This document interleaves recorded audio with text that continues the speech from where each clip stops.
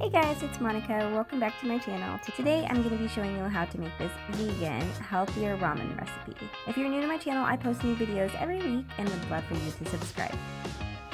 This is a great recipe the whole family can enjoy. For this, I'm going to be using this Imagine Organic ramen broth and this Organic Black Rice Ramen by Lotus Foods. I start off by steaming about 2 cups of baby spinach. While that cooks, chop up 3 to 4 green onions. Once my spinach is softened, after about 5 minutes, I will chop it up for the kids. If it's just me eating it, I'll leave it whole. Next, we're going to make some slightly crispy onions. I use 1 tablespoon of sesame oil and 1 whole onion, which will be enough for our family of 4. Once it's finished, I set it aside in a separate plate. Next, I'm going to chop up 4 cloves of garlic and add it to the same pan I cooked the onions in.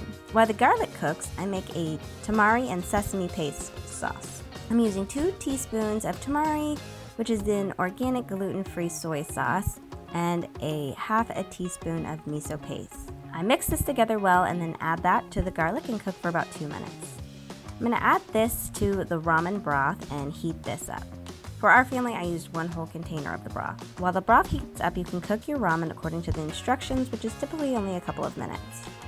Now you're ready to put it all together. I start off with my ramen, and then I add the broth, and the spinach, green onions, and finally the crispy onions.